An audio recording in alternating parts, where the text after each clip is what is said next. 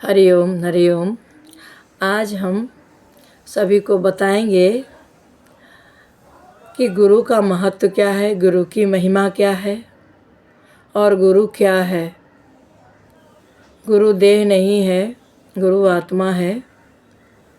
और गुरु को हम देह ना देखें, क्योंकि देह जो है वो मरणशील काया है और आत्मा अजर अमर अविनाशी है, उसका कभी नाश नहीं होता है। गु माने गुफा, रू माने रोशनी, ये गुरु है।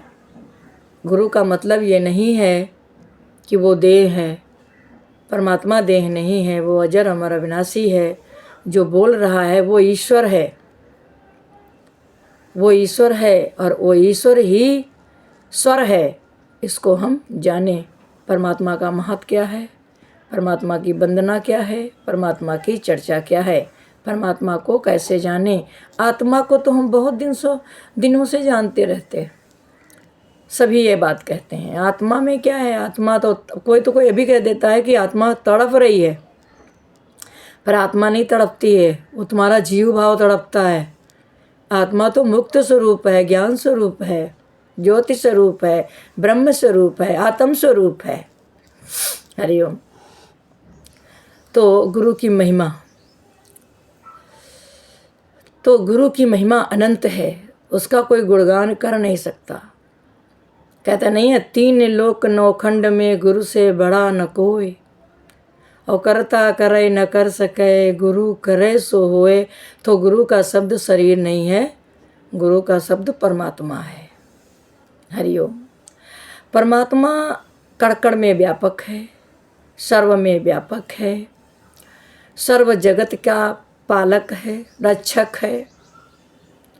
परमात्मा के चरणों में कोटि कोटि प्रणाम, यानी गुरु के चरणों में कोटि कोटि प्रणाम। कोटि कोटि प्रणाम होता है समर्पित, अर्पण। जो परमात्मा बोलता है, बताता है, उसमें हमको कभी संदेह नहीं करना चाहिए। अगर संदेह है तो हमारी समझ में नहीं आए, और नैया हमारी भवसागर से पार कभी नहीं होगी। और ज्ञान का मतलब सुनते रहना नहीं है, ज्ञान का मतलब है अमल करो। जब अमल करोगे तभी तुम्हारे हृदय में परमात्मा जो है, परमात्मा का ज्ञान वास करेगा। नाभि तक ले जाना है हमको, नाभि तक ले जाना है। संसार हमको गले तक रखना है। और अंतःकरण में परमात्मा को हमको बसाना है। परमात्मा को बसाने का मतलब क्या है कि जब वो कड़कड़ में है तो हम किसी और को कैसे देखें, उसे ही देखेंगे ना। तो यही परमात्मा को जानना है। और पाना परमात्मा को ये है कि हमारा कुछ नहीं है और सब कुछ उन्हीं का है, उन्हीं से मिला है, उन्हीं से बना है। धरती से आसमान, आसमान से धरती तक प्राणी मात्र परमात्मा का वास है। परमात्मा का वास यानी परमात्मा का ही बनाया है। जो चीज़ आप बनाते हो तो वो आप ही का तो कहलाता है। उसी तरह से हमारा परमात्मा है, सब कुछ परमात्मा का है। परमात्मा के चरणों में अर्पित हो जाना, क्योंकि सारी चीज़ जो है उन्हीं की है। आपने अर्पण क्या किया है, आप अपने को अर्पण करो, यानी परमात्मा ही है और हम कुछ नहीं है। अब जैसे आपका शरीर है, ये ना चल सकता है, ना बैठ सकता है।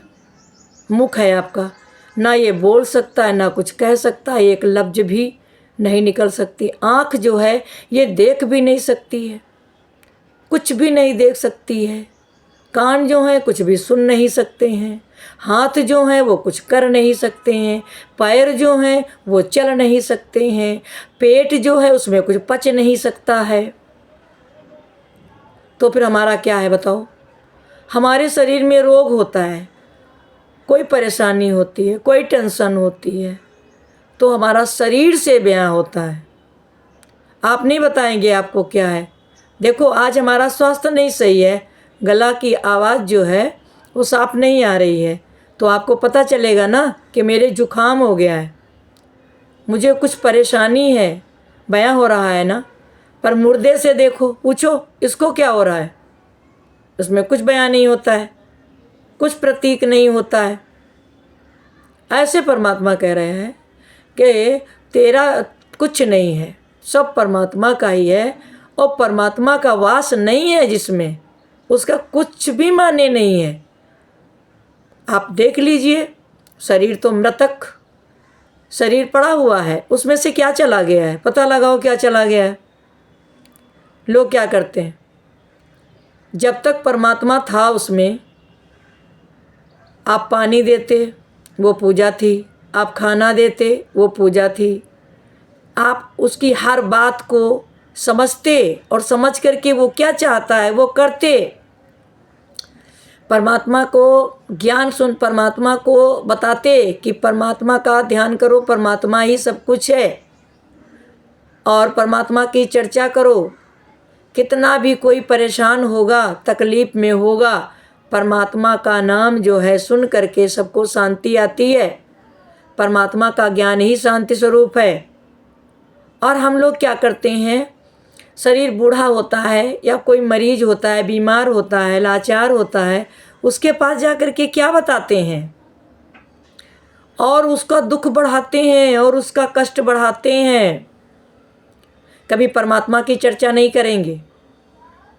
आपकी बहुरिया ने ऐसा किया, आपके बेटे ने ऐसा किया, आपके पति ने ऐसा किया, आपके रिश्तेदारों ने ऐसा किया, और ऐसे जा कर के मरीज के पास बताते हैं। अरे वो पहले से ही टेंशन युक्त है, उसको उसी में परेशान होकर वो बीमार हुआ है, और उसी में हम जा कर के और उसकी बीमारी बढ़ा देते हैं, टेंशन दे आते हैं।